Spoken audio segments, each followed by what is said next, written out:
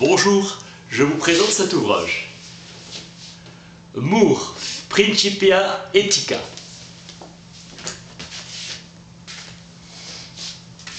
Publié en 1903, texte fondateur de la philosophie morale du XXe siècle, l'éthique est définie comme une discipline autonome et établit l'impossibilité de définir le prédicat « bon ». Il n'existe aucun équivalent naturel au bien, sophisme naturaliste. Moore, 1873-1958, enseigna à Cambridge aux côtés de Bertrand Russell et Ludwig Wittgenstein durant l'âge d'or de la philosophie analytique. Bon, good, est indéfinissable. Qualité dont nous affirmons qu'elle est un bien. De nombreuses vérités sont nécessaires pour prouver qu'une action doit se faire. J'ai tenté de découvrir quels sont les principes fondamentaux du raisonnement éthique et l'établissement de ces principes. Bon n'est ni naturel ni métaphysique. Identifier bon à une proposition naturelle aboutit au remplacement de l'éthique par l'une des sciences naturelles en incluant la psychologie. Aucune propriété ne peut être intrinsèque au sens qui est le mien. Le jugement éthique a pour point commun de porter sur la question de la conduite, examen de la conduite humaine. La bonne conduite est une notion complexe. La casuistique constitue une partie de l'idéal de la science éthique. Par bien et son contraire, le mal, sont les seuls objets de pensée propres à l'éthique. Le faux conduit à des conclusions fausses. On peut définir le bien, mais nous ne pouvons définir le bien en soi. Inutile de faire comme Herbert Spencer, que davantage de plaisir coïncide avec davantage de vie. Sauf si bien signifie autre chose que vie ou plaisir. Bentham suggère, selon Sidgwick, que le mot juste, right, signifie qui conduit au bonheur général. Le juste convient aux actions conduisant à l'obtention de ce qui est bien. Moyen en vue de cet idéal et non comme des fins en soi. Recours à un sophisme, car l'éthique a pour fonction d'obtenir des résultats vrais et de leur trouver des raisons valides. L'objet de l'éthique est le savoir et non la pratique. Chaque fois que nous jugeons une chose bonne, en tant que moyen, nous portons un jugement quant à ses relations de causalité. Nous jugeons qu'elle aura un effet et que cet effet sera bon en soi. Nous avons besoin de savoir qu'une action donnée produira certains effets, quelles que soient les circonstances dans lesquelles cette action se produit. Aucun ne sera universellement vrai et beaucoup des jugements seront faux. Bien en tant que moyen, la chose est un moyen en vue d'un bien et aura de bons effets, sinon bien en tant que fin, où la chose est elle-même la propriété. Différence. La valeur d'un tel ensemble n'est absolument pas en rapport avec la somme des valeurs de ses parties. Il ne peut y avoir de valeur intrinsèque en dehors de la possession d'une certaine propriété naturelle, unique, autre que le plaisir. Par sain, nous impliquons communément bon. La santé, étant un bien, ne prouve pas qu'on utilise ce mot pour désigner quelque chose de normal et également un bien. Peut-être la vie vaut-elle être vécue, pour la seule raison qu'elle nous permet d'étudier la métaphysique, qu'elle est à cette fin un moyen nécessaire. Lucien, considérant cet argument emprunté à la nature comme un sophisme, soutenir qu'une chose est bonne parce qu'elle est naturelle ou mauvaise parce qu'elle ne l'est pas est certainement un sophisme. Darwin a formulé une hypothèse strictement biologique quant à la façon dont certaines formes de la vie animale se sont établies, d'autres éteintes.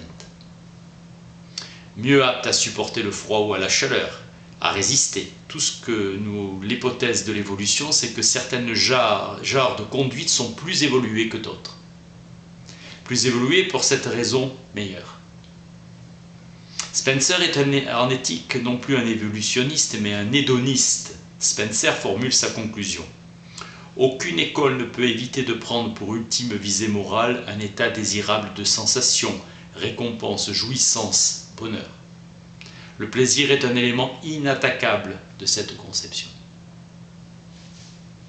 La conduite est meilleure quand elle produit plus de vie, qu'elle comporte un solde de plaisir, une plus grande quantité possible de vie qui vaudrait simplement d'être vécue.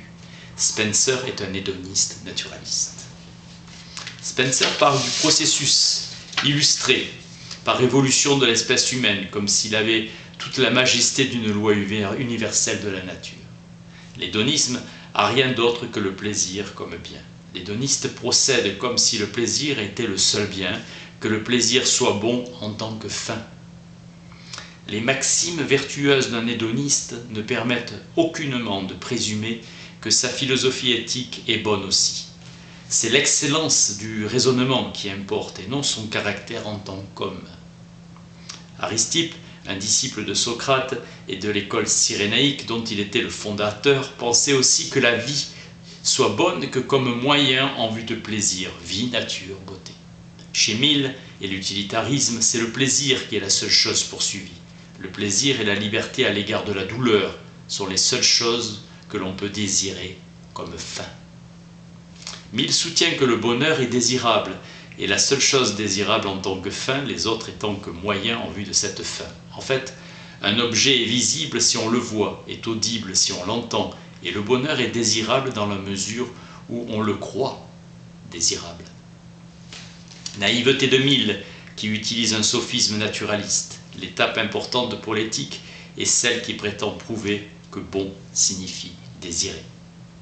Mais désirable ne signifie pas ce qui peut être désiré. Le désirable désigne simplement ce qui doit être désiré ou mérite d'être désiré, comme le détestable, ce qui doit être détesté, et le condamnable, ce qui doit être condamné. Désirable signifie en vérité ce qu'il est bon de désirer. La question est de savoir ce que l'on signifie par désir et par l'objet du désir. État d'esprit dans lequel l'idée d'un objet ou d'un événement qui n'existe pas encore se présente à nous. L'idée cause dans mon esprit un sentiment de plaisir, sentiment qui permet de produire cet état d'activité naissante qu'on appelle désir. C'est donc à cause d'un plaisir que j'ai déjà que je passe à l'action. Désir de s'orienter seulement vers le plaisir. L'argent, dit Mill, n'est désirable qu'y comme moyen pour parvenir au bonheur. Mill néglige les moyens et les fins. Le fait de concevoir qu'une chose est agréable est censé signifier la même chose que le fait de concevoir cette chose comme agréable. Ce plaisir réel n'est pas ce que nous voulons. Ce que nous voulons, c'est toujours quelque chose que nous n'avons pas encore obtenu. Dire que le plaisir nous fait toujours vouloir est bien différent de dire que ce que nous voulons est toujours plaisir. Tout le monde s'accorde à dire que les lois de la logique sont vraies et nous acceptons un résultat prouvé au moyen de ces lois. Incapacité à prouver que le plaisir seul est bon ou le contraire. Ma thèse est que le bien est indéfinissable et que le fait de le nier contient un sophisme, car le nier entraîne des contradictions. Civic a eu la sagesse de rejeter la doctrine de la différence de qualité dans les plaisirs. Mill dira qu'un plaisir est préféré à un autre selon les circonstances, quand on a connu les deux. Agréable et désirable sont pour lui une seule et même chose. C'est certainement l'excitation de quelque sens. Un plaisir est en réalité un terme trompeur. Mill émet l'idée que certains plaisirs sont supérieurs à d'autres en qualité. Il faut être d'accord, alors avec Bentham, qu'à quantité de plaisir égale, la poussette vaut bien la poésie. Conception contradictoire avec le principe hédoniste, où seul le plaisir est bon en tant que fin. Si on affirme que la beauté est objective, on veut dire qu'il existe une norme de la beauté, qu'il est valable pour tous les esprits, et non qu'elle existe en tant que beauté en dehors d'une relation à un esprit. Les biens sont recherchés par les hommes que dans la mesure où ils conduisent au bonheur ou à la perfection, à l'excellence de l'existence humaine. Personne ne considère qu'il soit rationnel de chercher à produire la beauté dans la nature qui nous entoure en dehors d'une possibilité de contemplation de cette beauté par des êtres humains civiques. Le beau monde est en soi meilleur que le laid. Les éléments constructifs du bien idéal sont diversement producteurs de plaisir. Seul le plaisir est un bien pour lui-même. La connaissance de la vérité n'est bonne qu'en tant qu'elle est un moyen en vue du plaisir. La conscience du plaisir vaut plus que le plaisir. Le plaisir est un bon critère de la bonne action.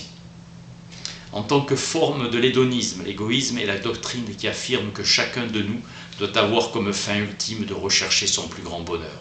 L'altruisme peut désigner la théorie selon laquelle nous devrions toujours avoir le devoir de viser le bonheur des autres, au motif que c'est là le meilleur moyen d'assurer le nôtre autant que le leur. Un égoïste considère que son plus grand bonheur est la fin ultime. En métaphysique, la manifestation de l'éternel n'est pas la réalité de l'éternel. On a pris l'habitude depuis l'époque kantienne d'affirmer que la connaissance, la volonté et le sentiment sont trois attitudes fondamentalement distinctes de l'esprit vis-à-vis de la réalité. Ce sont trois modes d'existence distincts. Considérer une chose comme bonne et la vouloir sont en fait identiques. La métaphysique a une incidence sur l'éthique pratique. Quel est mon devoir ? J'ai obligation morale d'accomplir cette action, respect universel d'une règle qui est généralement utile à de nombreux cas. Les vertus sont des dispositions habituelles à accomplir des actions qui sont des devoirs. Ce qui est vertu ou devoir dans un état de la société peut ne pas l'être dans un autre. L'éthique du christianisme se distingue de celle de Platon en ce qu'elle insiste sur la valeur d'un motif particulier, celui qui consiste en l'émotion suscitée par l'idée, non des conséquences intrinsèquement bonnes de l'action en question, ni même de l'action elle-même, mais par l'idée de son caractère de bonne action. L'idée d'une rectitude abstraite constitue le sentiment spécifiquement moral ou conscience morale. Affirmer qu'une action est un devoir, c'est affirmer qu'elle est ce type d'action possible qui produira toujours de meilleurs résultats qu'une autre. Il faudrait définir le beau comme ce dont la contemplation admirative est un bien en soi. Affirmer qu'une chose est belle, c'est affirmer que la conscience de cette chose est dotée d'une valeur intrinsèque.